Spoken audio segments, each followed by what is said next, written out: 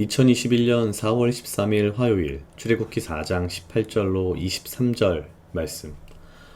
모세가 장인 이드로에게 돌아가서 그에게 이르되 내가 애굽에 있는 내 형제들에게로 돌아가서 그들이 생존하였는지 보려 하오니 나로 가게 하소서. 이드로가 그에게 평안히 가라 하니라. 여호와께서 미디안에서 모세에게 이르시되 애굽으로 돌아가라 내 생명을 찾던 자가 다 죽었느니라. 모세가 그의 아내와 아들들을 나귀에 태우고 애굽으로 돌아가는데 하나님의 지팡이를 손에 잡았더라. 여호와께서 모세에게 이르시되 내가 애굽으로 돌아가거든 내가 내 손에 준 이적을 바로 앞에서 다 행하라. 그러나 내가 그의 마음을 강팍해 한즉 그가 백성을 놓지 아니하리니 너는 바로에게 이르기를 여호와의 말씀에 이스라엘은 내 아들 내 장자라.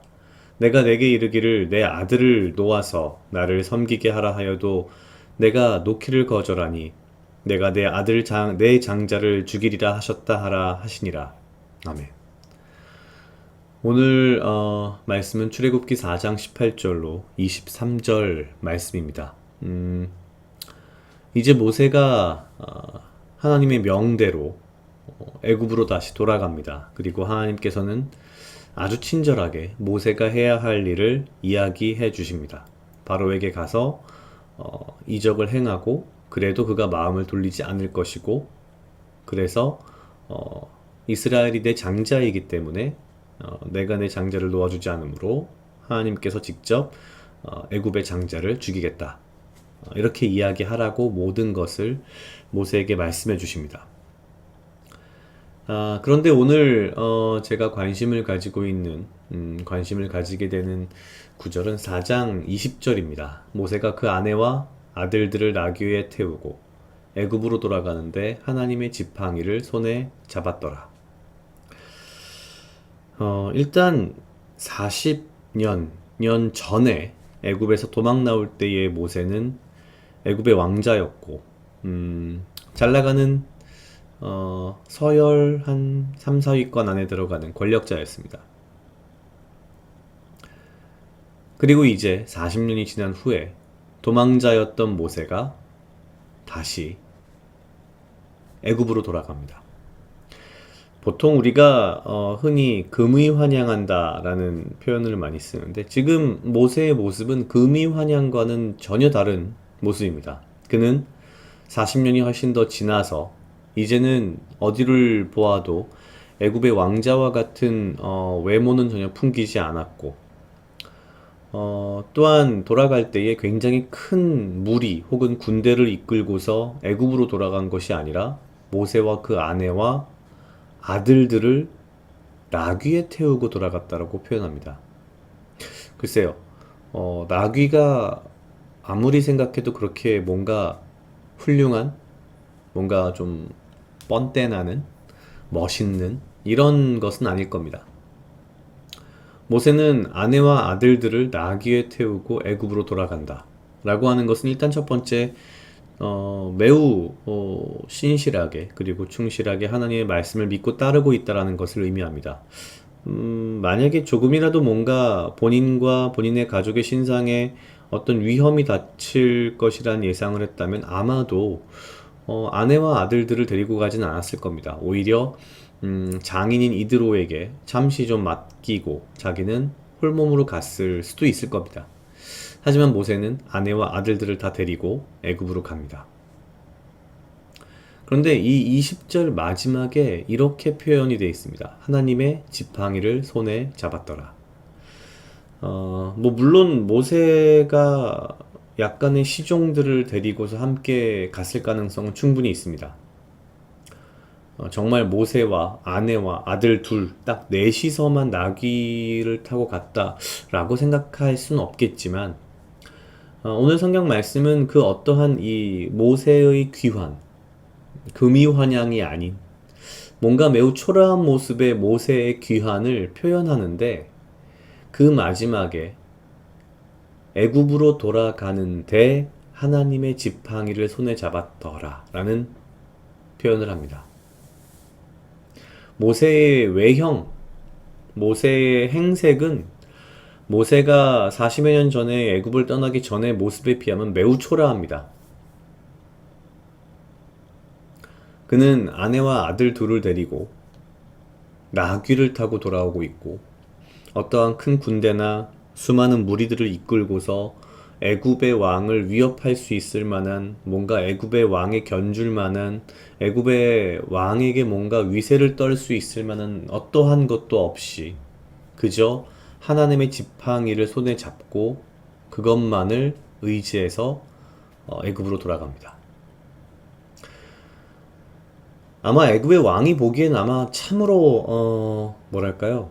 초라했을 것입니다. 왜냐면 오늘 말씀엔 하나님의 지팡이를 손에 잡았다라고 돼 있지만 원래 이 지팡이는 애초에 모세가 양을 칠 때 쓰던 목동의 지팡이였습니다. 아직까지도 그 외형은 여전히 목동의 지팡이입니다. 그런데 그 목동의 지팡이가 오늘 4장 20절에서는 하나님의 지팡이라고 분명하게 바뀌어 있습니다. 4장 20절을 보면서 그런 생각이 들었습니다. 우리가 하나님과 동행할 때, 하나님이 나의 삶에 함께 하실 때, 내가 하나님과 함께 할 때, 내 삶이 뭔가 외형적으로 엄청나게 변하고, 뭔가 빛이 나고, 막 세상적으로 드러나고, 막 뭔가 높아지고, 이럴 거라는 착각이 오늘 4장 20절에서 완전히 깨지는 거죠.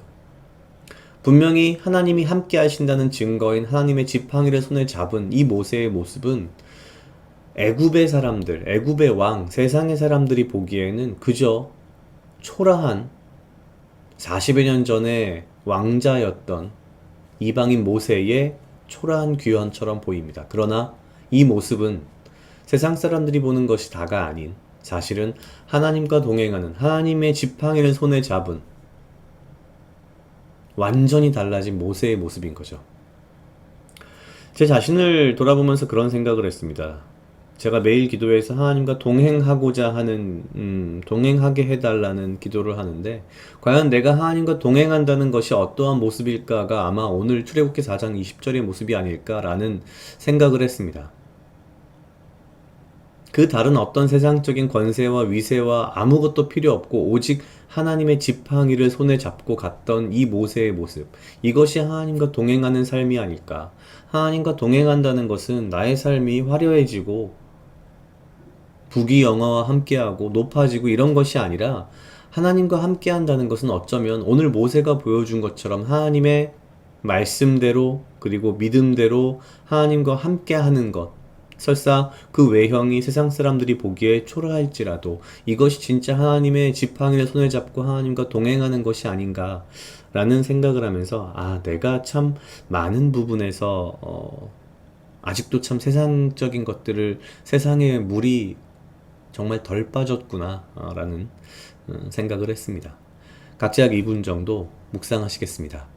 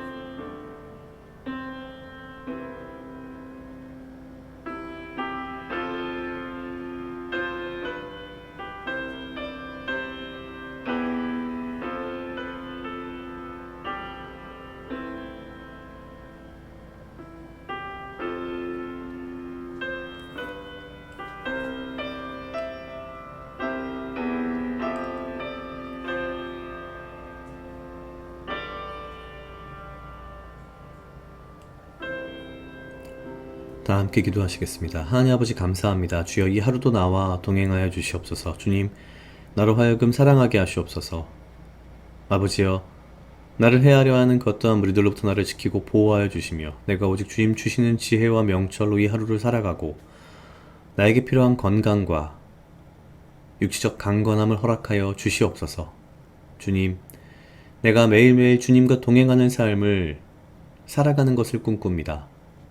그러나 나의 잘못된 생각과 잘못된 믿음으로 인하여서 내가 행여나 세상적인 화려함과 부귀영화를 구하는 것이 아니라 모세의 애굽으로의 귀환과 같이 세상적으로는 초라해 보일지 모르나 오직 주의 지팡이를 손에 잡고 주를 의지하며 주와 동행하는 그러한 모습의 삶을 살아갈 수 있도록 주여 인도하여 주시옵소서.